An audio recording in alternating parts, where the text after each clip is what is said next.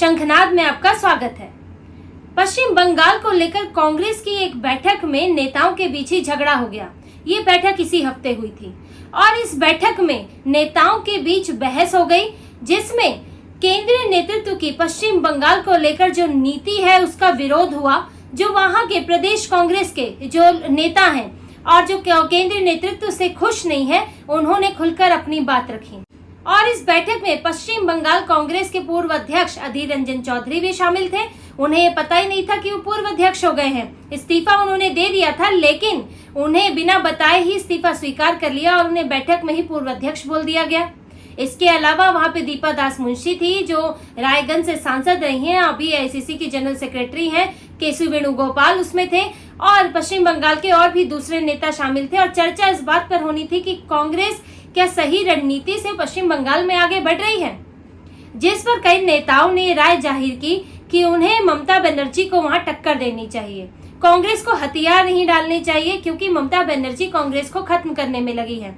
अधीर रंजन चौधरी के इस्तीफे से भी कई नेता खुश नहीं थे, क्योंकि उनका कहना है, मीडिया में उन्होंने बाद में बयान दिए हैं कि अधीर रंजन चौधरी वो व्यक्ति हैं जो कांग्रेस के आलाकमान के प्रेशर को सहते थे और यह ममता बनर्जी को चुनौती देते थे, जिसके कारण जो कांग्रेस का जमीनी स्तर पर कार्यकर्ता है वो कम से कम खुश रहता था कि राज्य स्तर का नेता तो उनकी बात सुन रहा है, भले ही आलाकमान कुछ और कह रहा है। क्योंकि राज्य में कार्यकर्ता को, जमीनी स्तर के नेता को जो परेशानी झेलनी पड़ती है वो राहुल गांधी को, सोनिया गांधी को नहीं झेलनी पड़ती। वो ममता बनर्जी को खुश करने में लगे रहते हैं, लेकिन नीचे के लोग वो टीएमसी के गुंडों की मनमानी झेलते हैं। और अधीर रंजन चौधरी ने इस बैठक के बाद तो मोर्चा खोल दिया है और कांग्रेस में एक तरह से दो गुट बन गए हैं। अधीर रंजन चौधरी अभी भले ही प्रदेश अध्यक्ष नहीं है, लेकिन वो बंगाल के बड़े नेता हैं, वरिष्ठ नेता रहे हैं कांग्रेस के। उनकी पूरी राजनीति ही पश्चिम बंगाल में है और उन्होंने फेसबुक पर कई पोस्ट किए हैं, वीडियो डाले हैं, जिसमें उन्होंने लिखा है कि हम कांग्रेस अगर ममता बनर्जी से नहीं लड़ेगी तो कार्यकर्ता कहाँ जाएगा। ममता बनर्जी कार्यकर्ताओं को खत्म करने में लगी है। उनके जो गुंडे हैं वो कार्यकर्ताओं को जीने नहीं देते, तोड़फोड़ करते हैं, उनको अरेस्ट किया जाता है। और यहाँ तक कि जो वहाँ का प्रशासन है वो भी एक तरह का ममता बनर्जी का कैडर बन गया है, टीएमसी का कैडर बन गया है। और हम कैसे अपने कार्यकर्ताओं को इसमें अकेले छोड़ देते हैं। उन्होंने ये सवाल उठाया कि ममता बनर्जी क्या इंडी गठबंधन में होने के कारण कांग्रेस के कार्यकर्ताओं को बख्श रही हैं, कुछ उन्हें राहत दे रही हैं? ऐसा तो हुआ नहीं है। टीएमसी के जो नेता हैं, जो उनके दबंग नेता हैं, उनका व्यवहार वही है। कांग्रेस के नेता जेल में ठूसे गए हैं, पार्टी कार्यालय पर कब्जा हुआ है। तो हम कैसे ममता बनर्जी पर भरोसा करें कि इंडी गठबंधन का हिस्सा समझकर हम यहाँ उनका विरोध ना करें, और लेकिन वो हमारे कार्यकर्ताओं को परेशान करती रहे। हम अपने कार्यकर्ताओं को कैसे अकेला छोड़ सकते हैं ममता बनर्जी के गुंडों के बीच में? ऐसे तो धीरे धीरे वो हमें छोड़कर किसी और पार्टी में चले जाएंगे और पार्टी संगठन खत्म हो जाएगा। उन्होंने ये अपने फेसबुक पर वो बार बार ये बात कह रहे हैं, उन्होंने कई पोस्ट की है इसे लेकर। और अब इससे साफ पता चलता है कि वो एक अलग गुट बनाकर खड़े हो गए हैं और उनके समर्थन में कई लोग हैं। क्योंकि कार्यकर्ता तो वाकई जमीनी हकीकत यही है कि ममता बनर्जी का जो व्यवहार दिखता है वो कांग्रेस को अलग थलग करना चाहती है, कांग्रेस को एकदम तोड़ देना चाहती है। लेफ्ट के बुरे हाल है, कांग्रेस भी खत्म हो जाएगी। लड़ाई जो है वो बीजेपी और ममता बनर्जी के बीच होगी। और क्योंकि कांग्रेस और टीएमसी का वोट बैंक एक है तो वोट कटने का डर नहीं रहेगा। और ममता बनर्जी की पूरी यही रणनीति है। लेकिन कांग्रेस अपने ही मिजाज में है। कांग्रेस यानी कि आला कमान, और आला कमान जो है वो ममता बनर्जी को खुश करने में लगा हुआ है, ताकि वो किसी तरह इंडी गठबंधन में अपने 29 सांसद लेकर दिखती रहे कि जो उनके पूरा जो कुल मिला के 233-34 सांसद है उतने कम से कम दिखते रहे, ताकि राहुल गांधी थोड़ा मजबूत दिखे और राहुल गांधी को कोई चुनौती ना मिले अपने ही इंडी गठबंधन के अंदर से। इसीलिए कांग्रेस जो है ममता बनर्जी के आगे बिछी हुई है और अपने कार्यकर्ताओं को नजरअंदाज कर रही है। यहाँ तक कि एआईसीसी जनरल सेक्रेटरी दीपा दास मुंशी ने भी ये बात कही। उन्होंने भी कहा कि अब ये बड़ा मुश्किल हो गया है, क्योंकि हम ये देखते थे कि लेफ्ट के शासन में गड़बड़ियां तो होती थी वोटिंग में, लेकिन फिलहाल तो आतंक की स्थिति है। और अब तो ये हो गया है कि कार्यकर्ताओं को तो पीटा ही जाता है, साथ में प्रशासनिक स्तर पर भी इनका कब्जा है। तो आपके पास कोई तरीका नहीं दिखता कि ममता बनर्जी के इस तरीके से हम कैसे निपटे, ये जो गुंडागर्दी टीएमसी की हो रही है इससे कैसे निपटे, और वो भी तब जब आप इसके खिलाफ बोल ही नहीं सकते। तो ये बड़ी चुनौती होने वाली है। उन्होंने कहा, कुछ दबे शब्दों में कहा, लेकिन वो अधीर रंजन चौधरी से लगभग सहमत दिखी।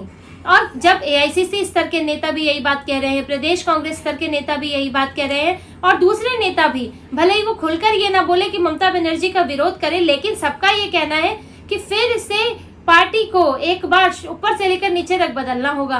पार्टी को अपनी रणनीति पर फिर से विचार करना होगा। ये रणनीति पर विचार करने का मतलब यही है कि आपने जो ममता बनर्जी से दोस्ती का हाथ बढ़ाए बैठे हो, उस हाथ को वापस खींचो, क्योंकि आप किससे लड़ेंगे? वहां पर बीजेपी तो है ही नहीं सत्ता में, सिर्फ टीएमसी सत्ता में है, तो आपको ममता बनर्जी के खिलाफ बोलना होगा।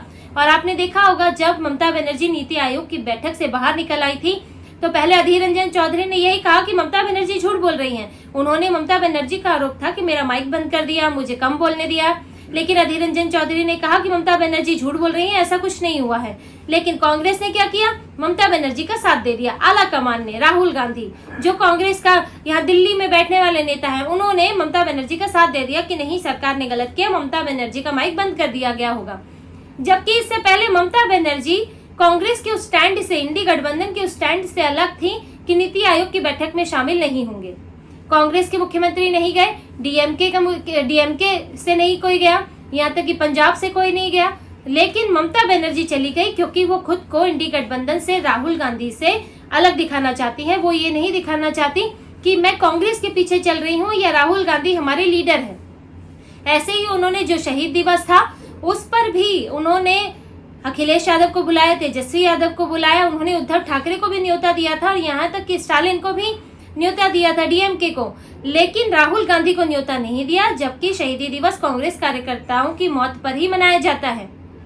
तो ममता बनर्जी बार बार कांग्रेस को चुनौती दे रही है, वो अपने को अलग दिखा रही है कि मैं तुम्हारे पीछे नहीं हूँ, तुम्हें मेरे पीछे चलना है। और कांग्रेस इसी में फंस रही है, क्योंकि कांग्रेस का जो लक्ष्य है वो है किसी तरह कमजोर राहुल गांधी, 99 सीट वाले राहुल गांधी को 233 सीटों वाला नेता दिखाए, क्योंकि बीजेपी की 240-41 सीटें आई हैं, तो लगना चाहिए कि राहुल गांधी के पीछे भी उतने ही लोग खड़े हैं। लेकिन ये लोग ये भूल जाते हैं कि बीजेपी की अकेले इतनी सीटें आई हैं और राहुल गांधी के पीछे 10 संगठन, 10 पॉलिटिकल पार्टी हैं जिनके इतने नेता बन रहे हैं, जिसमें ममता बनर्जी अलग दिशा में रहती हैं, अखिलेश अलग दिशा में रहते हैं। आम आदमी पार्टी तो पहले ही बोल चुकी है कि विधानसभा में कोई गठबंधन नहीं होगा। ममता बनर्जी, उन्होंने भी विधानसभा में कोई गठबंधन नहीं किया, लोकसभा में कोई गठबंधन नहीं किया। कांग्रेस के पास विधानसभा में एक नेता नहीं है और सांसद के तौर पर सिर्फ एक सीट है। अब आप ऐसे में अगर अपना जो संगठन है कांग्रेस का पश्चिम बंगाल में मजबूत नहीं करोगे तो आप खत्म होते जाओगे। लेकिन कांग्रेस के केंद्रीय नेतृत्व को इससे मतलब नहीं है। इन्होंने पश्चिम बंगाल में भी यही हाल कर रखा है, उन्होंने दिल्ली में भी यही हाल कर रखा है। दिल्ली में इसीलिए अरविंदर सिंह लवली छोड़कर गए, राजकुमार चौहान ने इस्तीफा दिया, और इसी वजह से और भी जो गुटबाजी हुई लोकसभा चुनाव में, उसकी वजह यही थी कि आम आदमी पार्टी के साथ इन्होंने गठबंधन कर लिया था। अब होता क्या है कि जो कार्यकर्ता किसी दूसरी पार्टी के बुराई कर करके ही अपना आज तक बुराई करता रहा है, राजनीति करता रहा है, वो आज कैसे उसके लिए वोट मांगेगा? कैसे कांग्रेस के कार्यकर्ता, जिस आम आदमी पार्टी ने कांग्रेस को खत्म किया, कांग्रेस जो कार्यकर्ता अरविंद केजरीवाल की बुराई करता रहा है, वो केजरीवाल के लिए वोट मांगेगा? इसी तरह से पश्चिम बंगाल में ये बहुत लॉजिकल है और जमीनी स्तर की सच्चाई है कि जिस कांग्रेस के कार्यकर्ताओं को टीएमसी के कार्यकर्ता पीट रहे हैं, उनके दफ्तर पर कब्जा कर रहे हैं, चुनाव के समय उनके लिए निकलना बाहर मुश्किल हो जाता है, उन पर केस लगे हुए हैं, क्या वो ममता बनर्जी के लिए वोट मांगेंगे? वो या तो कुछ नहीं करेंगे या फिर बगावत कर देंगे।